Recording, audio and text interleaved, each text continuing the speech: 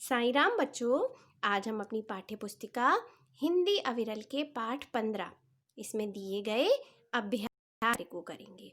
अभ्यास कार्य शुरू करने से पहले बच्चों मुझे बताइए कि आपने इस पाठ को 2-3 बार पढ़ा या नहीं पढ़ा। Very good. तो पता है आपको अभ्यास कार्य करने में बहुत आसानी होगी, है ना। तो जल्दी से अपनी अविरल पुस्तिका में पेज नंबर 123 यानी पेज 123 निकाल लीजिए। देखिए यहाँ सबसे पहले क्या दिया है, सही उत्तर पर सही लगाइए। यानी प्रश्न दिया है और उसके 3-3 विकल्प दिए हैं। जो भी सही विकल्प है उस पर सही का निशान लगा देना है, बस इतना ही करना है। ठीक है, चलिए। क, हॉबी हॉर्स किसने बनाए? मिचेक्स, मैकमिलन, बैटन ट्राइस। याद कीजिए और बताइए किसने बनाए?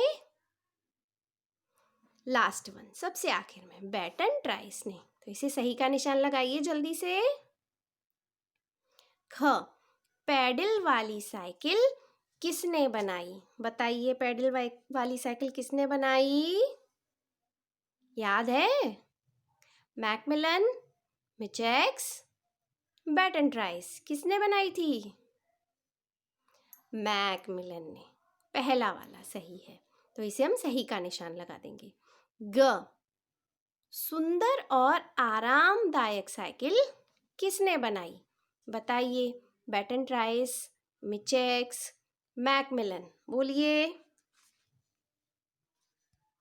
मैंने कहा था ना पाठ को पढ़ना है। इसका उत्तर है मिचेक्स। सही का निशान लगाइए मिचेक्स को। घ, विश्व में सबसे अधिक साइकिल बनाने वाला देश कौन सा है? रूस, अमेरिका, भारत। भारत यहाँ दिख नहीं रहा है लेकिन आपकी बुक में बराबर दिख रहा है, लास्ट वन।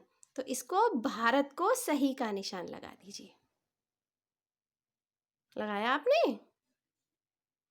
Very good. चलिए आगे बढ़ते हैं, दूसरा अभ्यास कार्य करते हैं। यहाँ दिया है, सही शब्द चुनकर खाली स्थान भरिए। सही शब्द चुनना है और खाली स्थान भरना है। सोच समझ के करेंगे तो इसे भी आप आसानी से कर लेंगे। ठीक है, चलिए इसमें पहले शब्द हम पढ़ लेंगे। शब्द दिए हैं, पैडल, घंटी, मिचेक्स, हॉबी हॉर्स। क, कुछ देर बाद दरवाजे की डैश बजी। क्या आएगा यहाँ पर?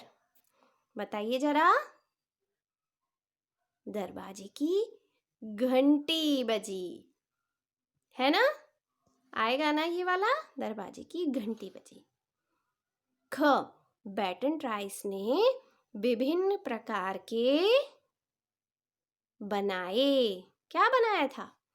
हॉबी हॉर्स बनाए थे, है ना।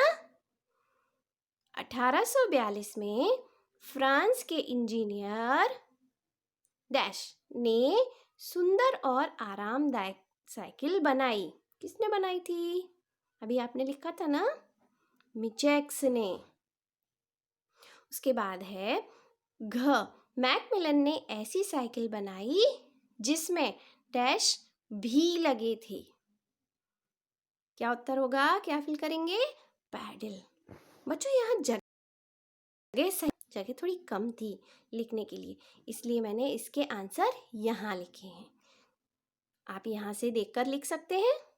वैसे तो आपको पहले ही समझ में आ गए होंगे, है ना, लेकिन आप यहाँ से देख के उत्तर लिख लीजिए।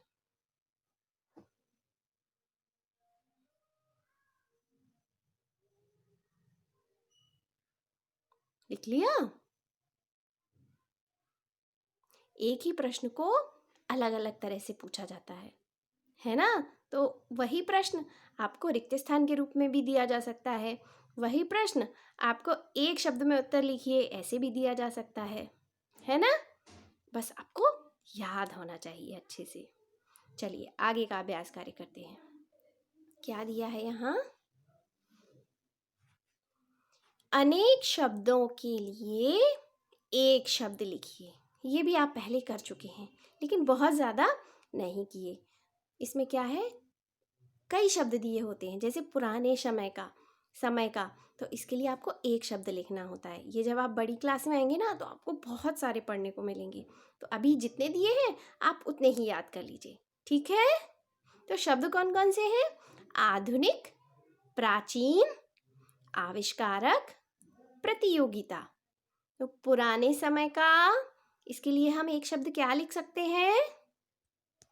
हम लिख सकते हैं प्राचीन। लिखते जाइए, मैंने यहाँ पहले से लिखा हुआ है। लिखा? Very good. जो आज के समय का हो, आधुनिक। नई नई खोज करने वाला, आविष्कारक।